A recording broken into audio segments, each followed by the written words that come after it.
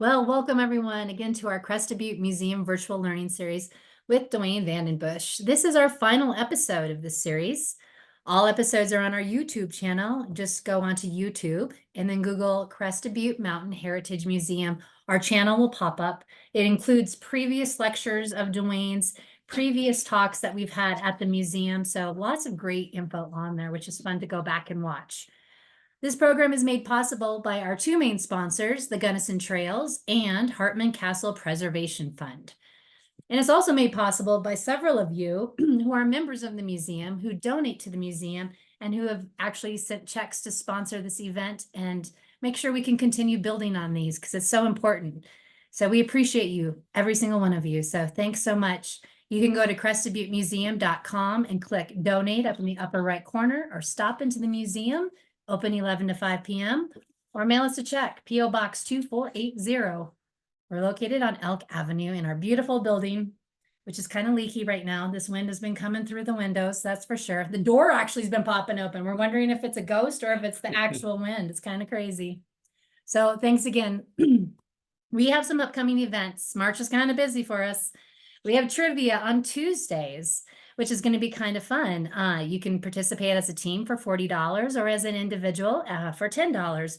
Cash prizes. We're going to have a bar with alcoholic and non-alcoholic, and we're going to have a build your own nacho bar. So come on, have a drink and eat some dinner. What date? It's going to be the Tuesdays. The first one is March 5th. Oh, So good. it's throughout the month of March. Great. Science, history, sports, pop culture. We're going to have a variety of different topics and categories. So it'll be a good time for everyone. Families are encouraged to attend. We have walking tours starting up with Glow Wednesdays in March at 2 p.m. So in the afternoon, when the weather's lovely and the sidewalks are hopefully clear. So more info on that is on our webpage, crestedbuttemuseum.com. And we just had a pub crawl last night, super successful. Had 60 people. Dwayne was one of our presenters. Polly was another one, Polly O'Brosler, and also George Sibley. So we had a great turnout. Over 60 people attended with a wait list of over 20. So we're looking forward to the one on the mountain, all based on skiing. So between skiing history, ski racing, we're going to have ski patrollers. It's going to be a really great time. Those tickets are for sale right now. That's Thursday, March 28th. 5 p.m. up on the mountain. And then one last thing to leave you with too, to really ponder, look at your calendar and make sure you can make it work, is our 53rd annual San Juan tour with Dr. Vandenbush and Steve Jenkins, who's a geologist. We're going to be going through the San Juan's mining camps. We are looking at June 17th through the 21st. Feel free to email me at director@crestedbuttemuseum.com if you're interested, so we can make sure you get on that list. We're going to have early bird tickets available on our webpage starting March 15th. That will include your lodging, your transportation, a handful of meals, and good time by all. So that's coming up June 17th through the 21st. So I'm going to turn over to Dwayne, and I'm going to just start by saying thank you in case we get cut off at the end. You're pretty important and a pretty amazing individual that we feel honored to work with at the museum. We cannot thank you enough for all of your support. You're helping our mission, which is to preserve, share, and celebrate our history here in the Valley. So we are doing it here virtually. We're doing it in person. We're doing it at the museum. So we're trying to hit all those boxes to make sure everyone can just continue to thrive and enjoy the history. So thank you. Melinda, thanks very much for those kind words. This is our last podcast of the history of the Gunnison country tonight. Kind of sad, but maybe in the fall, Melinda and I will talk about this. We will have one on the history of Colorado. A lot of great scenes and great topics on Colorado history. So I want to thank everybody for being on. You've been very great. And at the end of the session today, as usual, we are going to have 3 questions over the presentation on the history of skiing in Colorado. And whoever wins will get a book that I've done called Around Gunnison and Crested Butte. I want to put a little plug in for the Crested Butte Museum. They do fantastic work. And if you've enjoyed these podcasts, I certainly hope you'll consider making a good donation to the Crested Butte Museum. Melinda's already told you how you do that. We're digitizing photos. We're making sure that the history of the past is contained and everybody can use it. Now, one more thing in the summer, Melinda did not mention, I'll mention, we're going to have a couple of geology trips for one day, and then I'm going to do 4 of them during the summer, and they're going to be spaced out every 2 weeks. One's going to be on Taylor Park and Tin Cup. Another one is going to be on the Monarch area. Another one's going to be on the North Country around Crested Butte. And the last one's going to be around Lake City. So enough said, and here we go. The way this is going to operate tonight is I've got 82 pictures that we're going to show. We're going to pop one of them up right now. Melinda's going to pop one up. That will show for about 10 minutes. And that is going to show the Crystal Snowshoe Club around the year 1906. So that will appear until I get finished with the introduction. So here we go with about a 10-minute introduction. The Gunnison country, I always like to tell people, was absolutely made for skiing. Heavy snow, cold weather, elevation, tremendous mountain terrain, and perpetual sunshine. Can't get any better than that. It goes all the way back to 1861, when a Methodist missionary by the name of John Franklin Dyer made his way on skis from Granite on the eastern slope, over Lake Pass, north end of Taylor Park, through the park, over Cement Creek, and then 7 miles up Washington Gulch to a placer mining camp called Minersville. He wrote about this later in a great book called The Snowshoe Itinerant. Then, about 15 years later, outside of Lake City, Father George Darley, a Presbyterian minister, built the oldest church on the western slope of Colorado, which still stands today, and they have services on Sunday yet. And he carried the Bible from Lake City over Engineer and or Cinnamon Passes into the mining camps of the San Juan that had just opened up, Silverton, Animas Forks in particular, on skis. If you can imagine going over 12,600 foot high mountain pass in the wintertime. When the Gunnison country began to open up in the late 1870s and early 80s with the silver mining boom, skiing was the only way you could get around in the wintertime. Miners from Canada and Scandinavia who had learned how to ski there were the individuals who began the skiing in the Gunnison country by cutting down dead spruce timber, boiling the end of that in a hot camp kettle so the tips kind of came up, and they made their own skis. Now, the skis at that time were 9 to 14 feet long. They weighed 8 pounds. You had a leather toe piece you could put your mining boot into. You had a 4-inch heel block in the back so your heel couldn't go back, but it could come up. And everybody had a 7-foot-long guide pole for slowing down, for balance, and for pushing forward. The turn that you used, if you were able to turn, was a telemark turn, where you would lunge forward with one ski and then swing that guide pole around and make a long sweeping turn. In the early years, mining camps had ski clubs that were formed, and dramatic tour races were held in the 1880s in the mining camps like Gothic and Marble and Crystal and Irwin and Gunnison and Crested Butte. A little more about that in a second. Gunnison country skiers, and I want to point out to everybody, if you read the papers at that time, skiing was called snowshoeing. What we call snowshoes today were called Canadian webs then. So if you hear somebody snowshoeing back then, they're probably skiing. Women also competed in races. And I'm going to give you an 1887 newspaper account about a race at Chicken Ranch about a mile out of Crested Butte up the Slate River. Newspaper reported, and I quote, "After the men's race, several young ladies climbed the hill to make the descent, showing splendid skill. Skiers from the Gunnison country, especially from Crystal, and you're looking at them right now in that photo, offered a challenge in the 1880s to those skiers from Uray and Silverton who thought they were the best. Races would include, and I'm quoting, fastest speed downhill with or without pole, carry another man 135 pounds or more on shoulders and run down, or we'll race on level ground with or without a pack from 500 yards to 5 miles, or run downhill on one shoe, or run down with two men standing on one pair of shoes, or two men on three shoes, or three men on four shoes with the rider facing uphill. I can't imagine anybody doing that even today. The greatest of all the races in Gunnison ski history, in fact, maybe in the ski history of Colorado in the early days, was a legendary race held on Washington's birthday, February 22nd, 1886, on Gibson Ridge, just to the south of Crested Butte. Now, you look at that ridge today, and it's heavily timbered.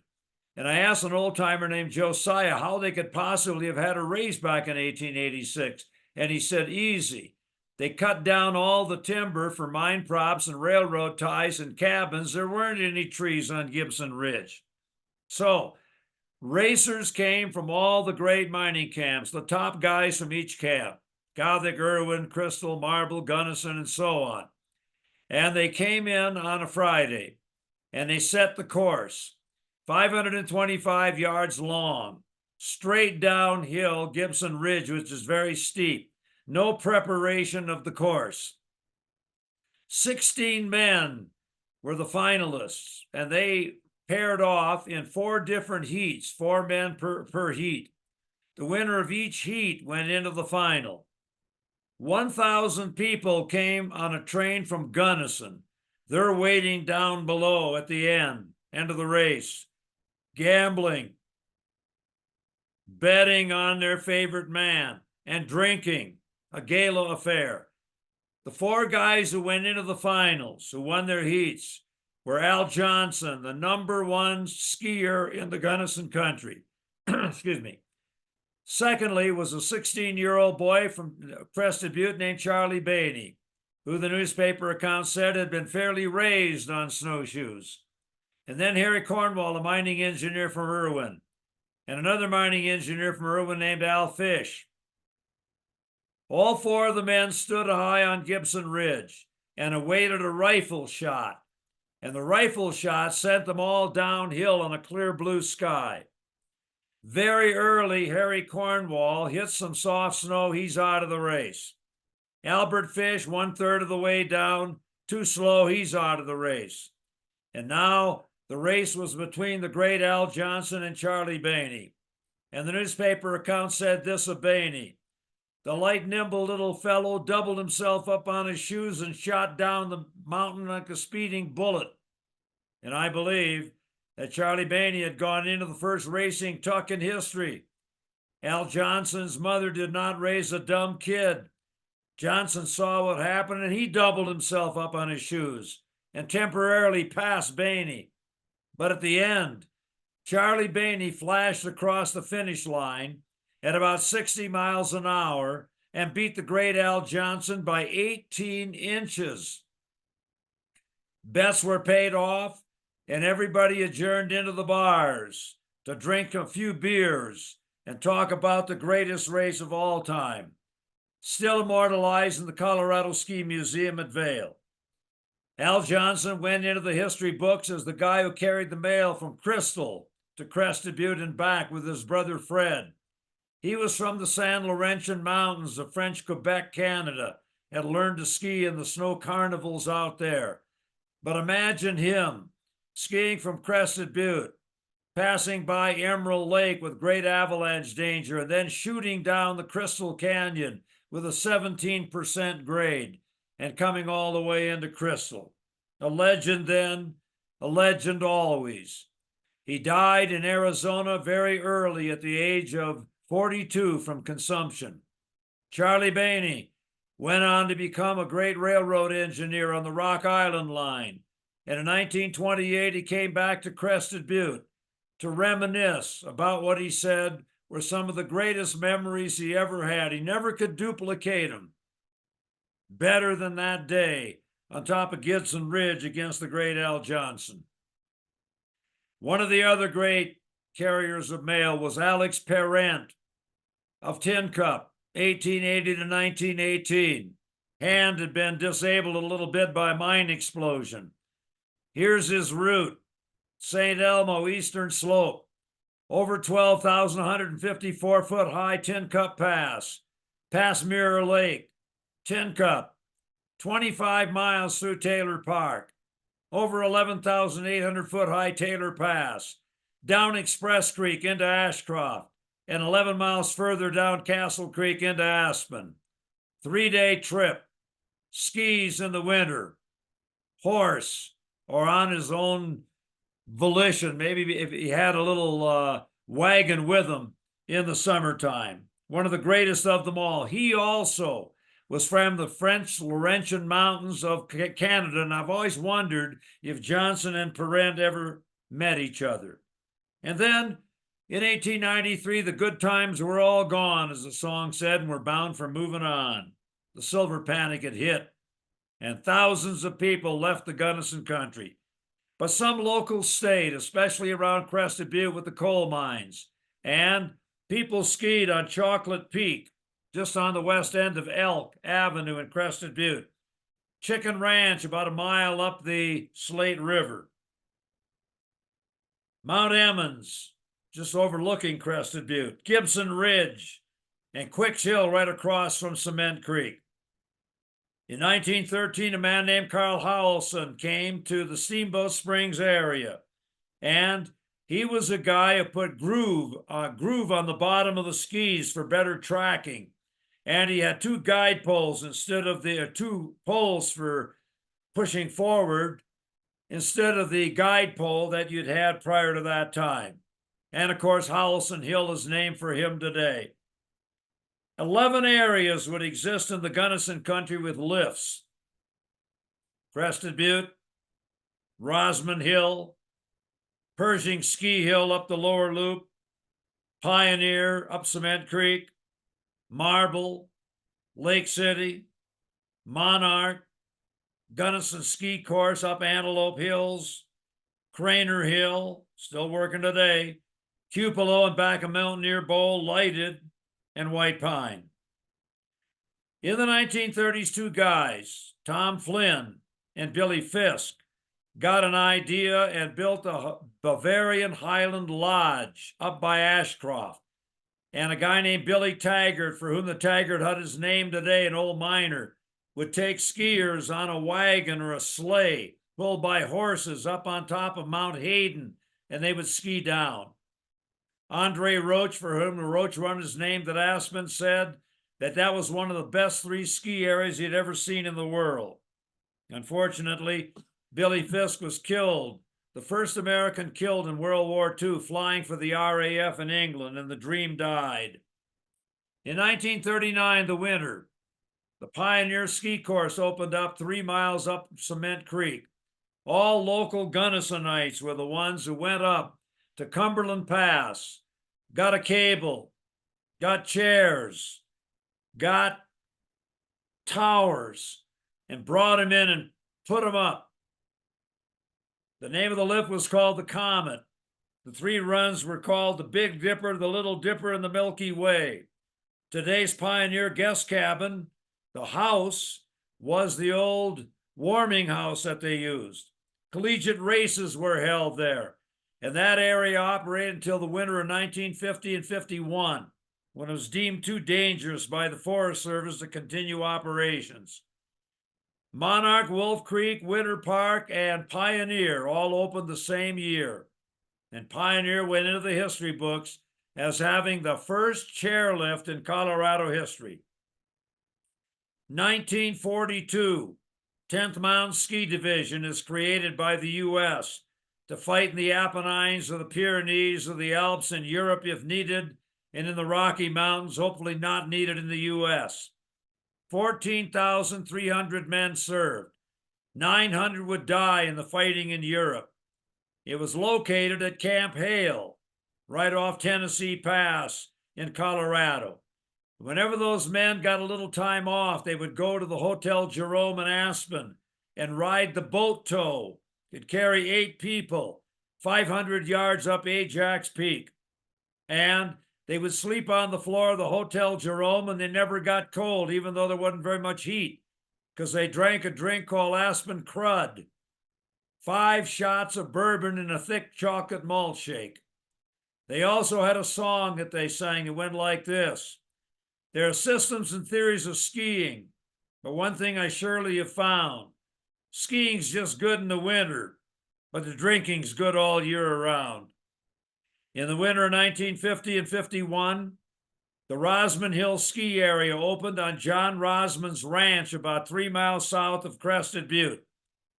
Cross-country course, ski jumping tower to judge the ski jumpers, and 2 rope tows. And that operated for 1 decade.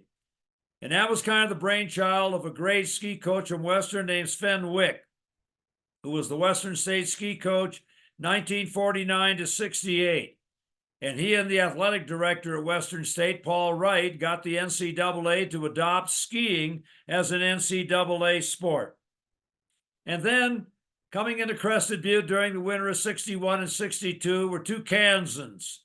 They'd been fraternity brothers at the University of Kansas. Dick Eflin had the vision, Fred Rice had the money.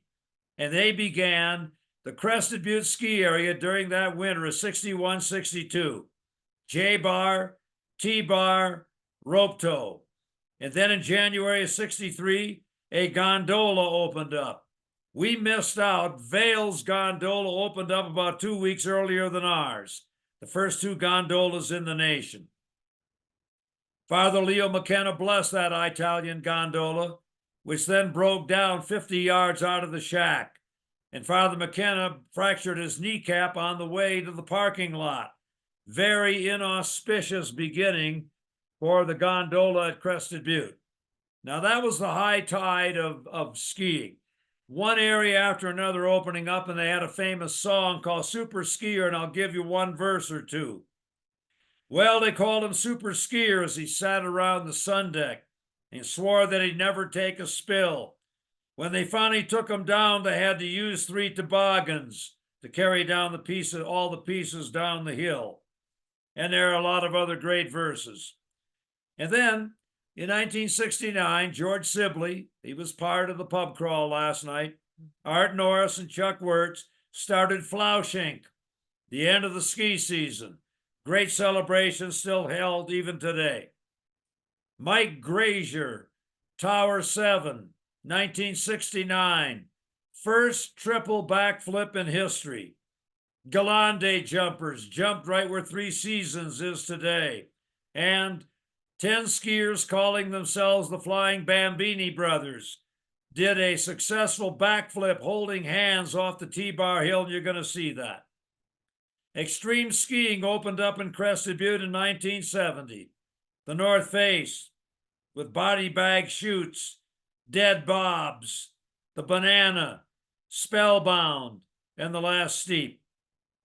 Today, people like Wendy Fisher and Aaron Blunk and Jill Matlock and Allison Gannett have all kept the tradition going. And the area is now opened by Vail, but Crested Butte still has a fantastic ski tradition. That is enough said. We are now going to go back to photo number 1 very quickly here, and I'm going to give you a little commentary on the pictures starting in the old days, back in the 1880s and working up towards the present. There you get a great picture in 1883 of a snowshoe race, a ski race. You can see the guide poles. Joseph Block on the left, Beecher Bainey, related to Charlie Bainey, on the right. And you can see there is no preparation. It's just first guy downhill. Next. There is the great La Vida Hotel. The Edgerton House still stands. There's the skating rink. This is 1882. And Gunnisonites are out on a Sunday afternoon skating. Next. There is a great photo. This is Crested Butte, about 1882, and it really gives you a picture of the length of the skis, the length of the guide poles, and you can see a couple of kids in the middle. They don't have guide poles. They just got a branch they cut off of a tree. And everybody is dressed up in what was called après ski at that time. Next. There is the great Elk Mountain House. later known as Donita's, 3 stories high Crested Butte. They said it was Crested Butte's answer to the Levita Hotel, right on Elk Avenue, 1882. Next. In 1893, they had a big fire in Crested Butte and the wind was blowing. And they thought that it might take out all of Elk Avenue. So they decided they would blow up 2 buildings to keep the fire from spreading.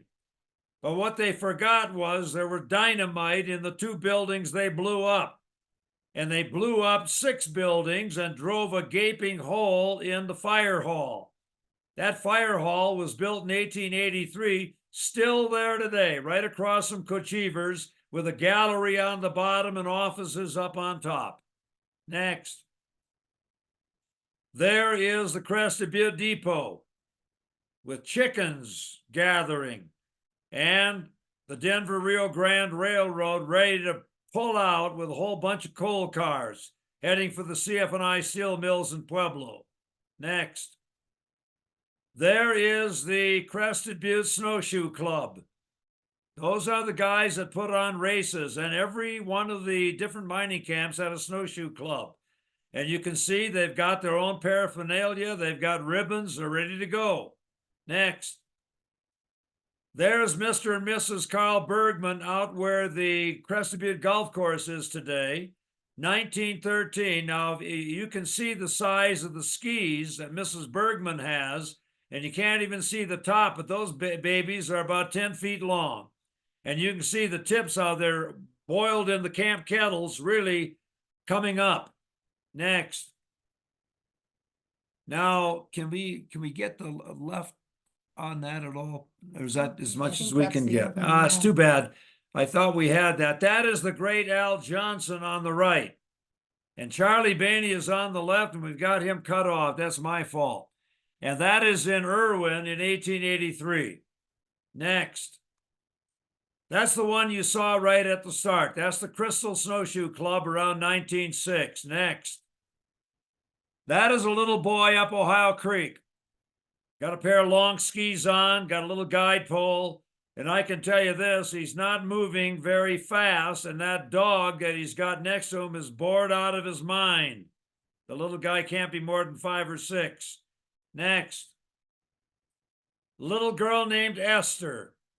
Downtown Marble, 1906. You can see all the stuff she has on is very primitive. Next. This is taken near the town of Animas Forks at 11,200 feet along the Animas River above Silverton, 1913. The snow was so high that year that the telegraph wires were under the snow and no telegraph service. Next. This is 1907 in Crested Butte. And I'll read that on the side for you. Ready to start snowshoeing. This was before, as I have labeled. You would not have recognized them as the same party when they got back. So obviously it was a tough day. But again, you see the length of the skis and the size of those guide poles. Next. There again are the Bergmans out by the Crested Butte Golf Course. Look at the way those tips come up on the skis. 1910. Next. Elk Avenue, Crested Butte, 1884. Looking west, there's the great Elk Mountain House on the left. Streets, obviously, all dirt, and you can see the water running on the right. Next. This is taken at the Camp Bird Mine up Canyon Creek, 7 miles out of Ouray. And these guys are skiing down after a day's work, 7 miles into Ouray for the weekend. Next. These are Western State College skiers at Quicks Hill, right across from Cement Creek, playing Crack the Whip on skis. Now, I can tell you this, folks, Crack the Whip in the playground when I was young was dangerous. This is really dangerous, but they're young. Next. Here is a jump on Quicks Hill. That is a guy named Fred Brand, who I knew pretty well. He graduated in 1932, and Fred is going aloft. He's going 35 miles an hour. He told me everybody was scared as hell to go off that jump, but he didn't want to be called chicken.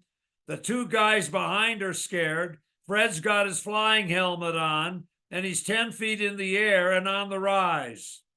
Next, Pioneer. Now, that cabin on the left, that's the warming house, and that's the Pioneer guest cabin office today. And you can see the towers going uphill, and all the skiers are waiting in line to get on the primitive chair. It opened up 3940. First chairlift in Colorado history. Next. There is the chair. You can see it's pretty primitive. Now, the Forest Service got a little worried when they checked that out in the fall because those chairs were about 20, 25 feet above the ground. So they said to the Gunnison locals, you got to lower the damn chairs. Anybody falls out of there, they're going to get killed. And then 20 feet of snow fell. And people got flipped out of the chairs because their knees were under their chin. Next. There is the top of Pioneer, Crested Butte Mountain in the background. And people are starting on a very steep run called the Big Dipper downhill. Now, I skied that about 50 years ago. I hiked up, the cabin is still up there. And everything is a fall away turn. You're never going straight down the hill. You're always leaning one way or the other. Next. There is the lift. That is called the Comet. And that went straight up. You had about a 1,300-foot vertical drop. Next. There is Crosby Perry Smith of the U.S. Olympic team in 1952, going aloft on Rosman Hill, the area opening up right after Pioneer. Next. There is the late, great Buddy Werner, for whom Mount Werner is named in Steamboat. I'm going to be there on the 10th and 11th to give a talk at Howelson Hill. And Buddy Werner, the only American ever to win the Hahnenkamm at Kitzbühel. One of the greatest alpine skiers ever. Next. There is an injured skier being taken in by, he didn't have any ski patrol at that time, just by volunteers. Rosman Hill, Crested Butte Mountain in the background. Next. There is a great shot of the slalom course at Rosman. You can see the jumping tower where guys analyze each jump. And you can see that the cars are piled up all the way to Highway 135. Next. There is the jump with a big W. Guy coming off the jump. There's the jumping tower with all the officials on the left. Next. Now we go to the lower loop. 1 mile up the lower loop in Crested Butte, just north of Crested Butte. Some of the locals will recognize that cement structure right in the right middle of your program. The locals call that the Gronk. And that was part of the Pershing Mine. And this Pershing Mine ski hill had a lift and a jump. Next. There is the jump. That's Junior Gibson coming off the jump. It was put in from 1951 to 53 for local kids from Crested Butte. Next. There's one of the greatest skiers of them all. Beans Krismanich, Steve Beans Krismanich. Now that photo is in the Flatiron at Crested Butte. Those poles are heavy. The bindings are not good. The skis are long. And that is Beans making a tremendous turn on the Pershing Mine Hill. Next. There, ladies and gentlemen, is the Crested Butte ski area before the Crested Butte ski area. 1948. Crested Butte Mountain. Next. There is Dick Eflin, his wife Liz on the right. That is Paul Johnston, who opened up the Tivoli later on in Vail. He opened up the Ore Bucket Lodge. And those two people in the middle, I can't remember their last names now. I should remember them because I talked to the lady who was the daughter of those folks, and they came with Dick Eflin, and they did all kinds of good things at the Crested Butte ski area. Dick is playing the banjo at the steakhouse. Next. Crested Butte ski area, warming house on the left, gondola shack on the right. You can see a gondola right next to the shack going uphill. 1963. Next. That is the building of the warming house. That little building you see there on the right, lower right, that's the J-Bar Shack. And that again is in the early 1960s. Next. That is the beer stube. That's one of the Molensic barns. Dick Eflin bought the Molensic Ranch from them, and that's one of the barns, and that is right on the bottom of the T-bar, where I used to say all the beer was cold, the music was hot, and the women were all good looking. Many a great time in the beer stube in the early 60s. Next. There's the beer stube with Norm Simmons, Don Spickelmeyer, Bobby Knowles, and I can't remember the guy on the right, but they're all having a beer on the outside deck. Next. Winter 1951-52, Maroon Avenue, St. Patrick's Church in the background. That was a great winter, one of the great winters of all time. Next. These are four ladies at Steamboat Springs in 1920. Now, as Bob Dylan said, the times they are a-changin'. The three women on the right have guide poles. The lady on the left has got two ski poles with baskets. Next. The guy in the middle is Bill Calkins, who ran a florist shop. These guys are shooting rabbits in 1924, right where the airport is today. Again, get a load of the length of those skis. Next. Now, the next five photographs, ladies and gentlemen, are legendary. They are of a guy by the name of Carl Easterly, who graduated from Gunnison High School at the age of 18 in 1938. Carl Easterly has built a jump on Quicks Hill, 1938. He's the first guy anywhere to do this, anywhere. Next. He is now at Sun Valley, Utah, 1946. He's out of the war. He and his brother Verl had served on a ship in the South Pacific. In Los Angeles, where he was working, a ski company found out about his ability. He and his brother Verl are at Sun Valley being pulled by an ancient helicopter at 50 miles an hour. You can see the guys filming on the lower right. Next. Carl Easterly first jumped over a fence. Now he is going to ski across a pond on alpine skis at about 50 miles an hour. Carl told me the first time he didn't get as much resistance as he thought, and he went into the pond. And he said, I damn near froze to death before they could get me thawed out.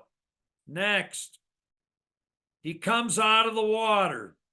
Next. He does a backflip over another railing.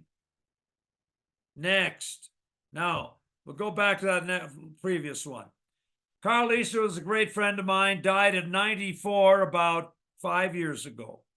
Whenever I talked at Flushing, I would show all those photos, and I would say, I want now everybody to give a rousing ovation for the best there ever was, the GOAT, the greatest of all time, for his time and maybe any other time. He was doing stuff that nobody was doing back then and for a long time, even up to today. And Carl, I would say, Carl, they gave you an ovation again, and his daughter, who he lived with, said he loved it. Next. February 13th, 1938. Denver Rio Grande narrow gauge railroad train took 407 people from the Salida Sports Club up the east side of Marshall Pass. 107 came on the Rio Grande from the Gunnison Ski Club. They are right on top of the pass. Willie the Porter is playing the accordion. There's toboggan runs. there's ski runs, there's singing, and you can ski down to a switch called Chavano, when the engine would go down there, pick you up, and bring you back up for 10 cents.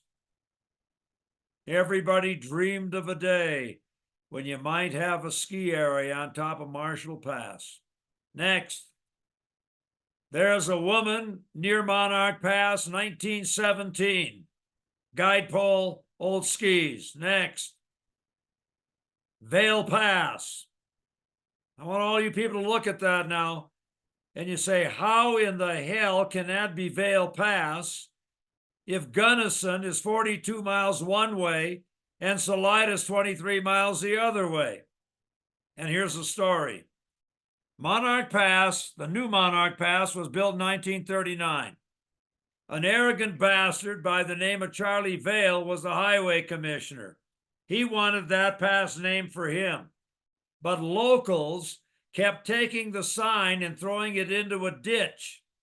And then if you look at the sign now, they took one of the S's from pass and they put it after the L and they dropped the P and the sign read Vail's ass.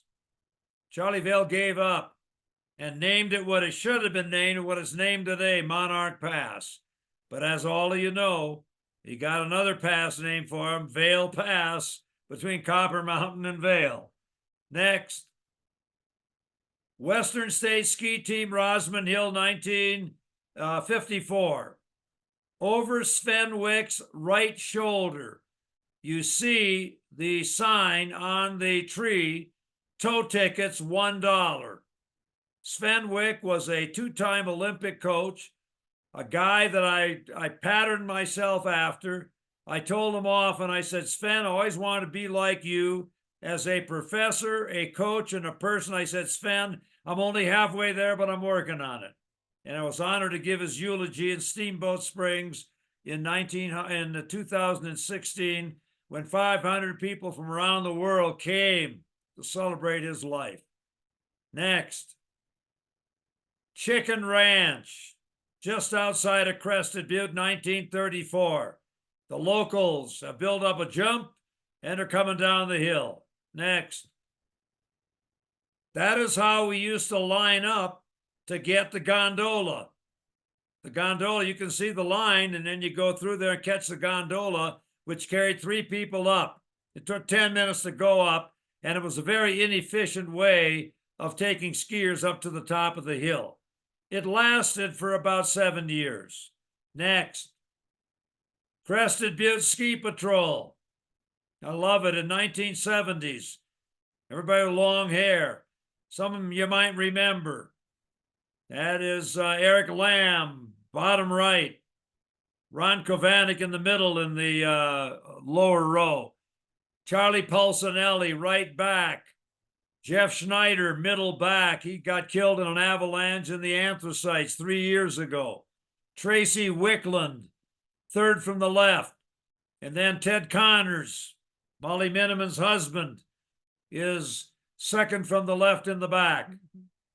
Next. That's that winter of 51-52.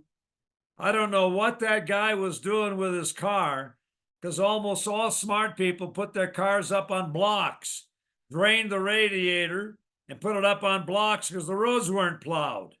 Next. There on the top of Copper Lake, heading over East Maroon Pass on a ski expedition in the 1960s. We always used to ski over to Aspen. That's a beautiful shot. Next. Camp Hale, off Tennessee Pass, 10th Mountain Ski Division, trained there. Next. There is Howelson Hill, Steamboat Springs. Next. There is Berthoud Pass, which had a rope tow in the 1930s. Next. There is Aspen, Colorado, and those guys are on top of Little Nell. They got a race going on. Next. There is Roble Strobauer, the second ski school director in Crested Butte history. Aaron Blunk's grandfather. Aaron Blunk, one of the great skiers that we have today, master of the X Games, skied in the Olympic Games. The first director was Sven Wick. Roble was number 2. Next. Skiing off the top of Monument, 1972, looking down at Mount Crested Butte. Next. Aspen, Colorado, 1947, chair 1. Now, I've ridden that chair many times in the 60s.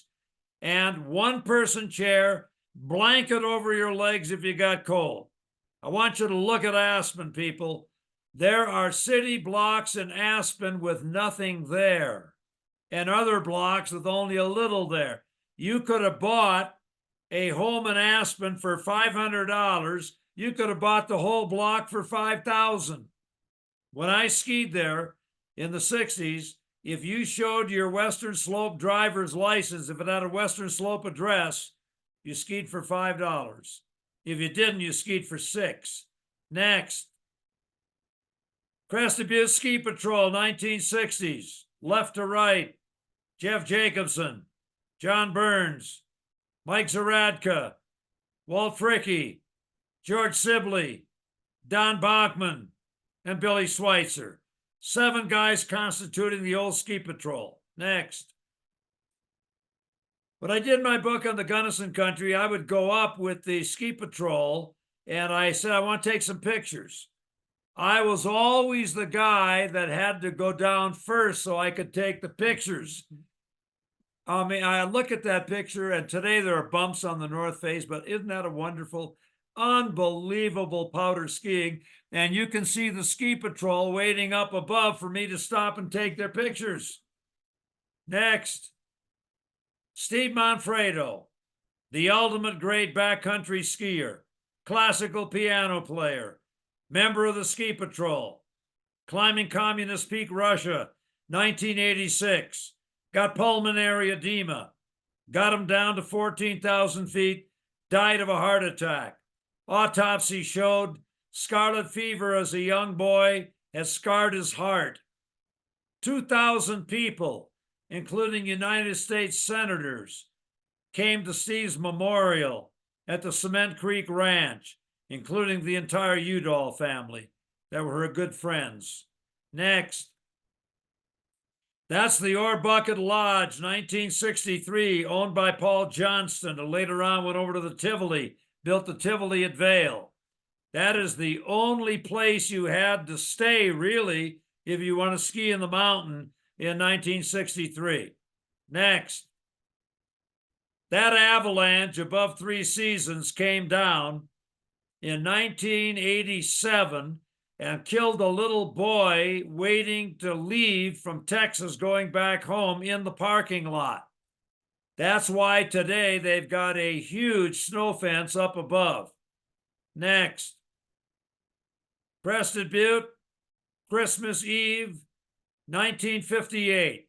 Picture taken by Bob Arnold, my good friend. Next.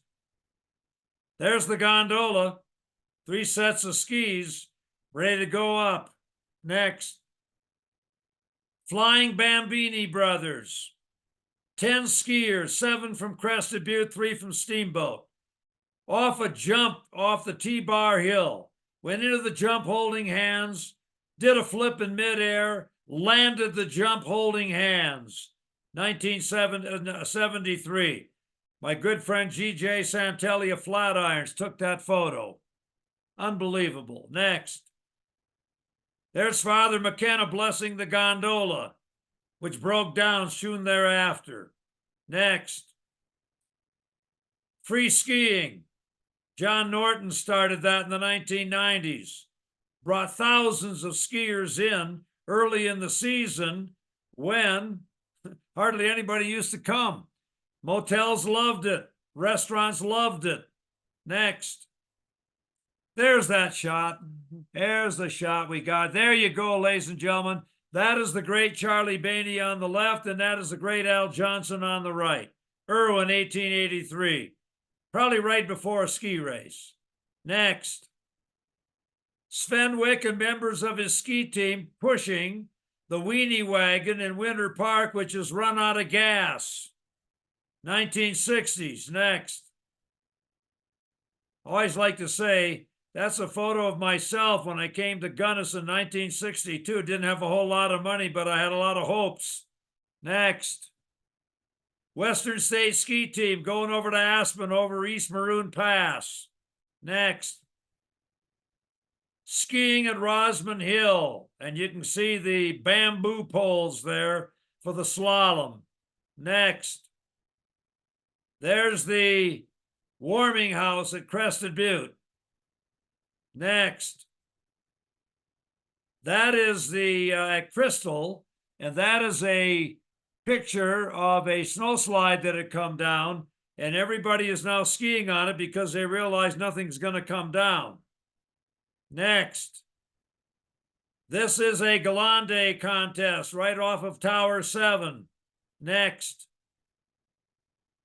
Playing hockey with the maroon bells in the background on Maroon Lake. Next. This may be one of the last ones. That's a great picture of the Elk Mountains with Crested Butte. And next.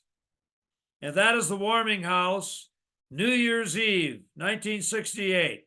Had a great polka party going on. I walked out of there and I got lucky taking that photo. And that, ladies and gentlemen, is it. Yes.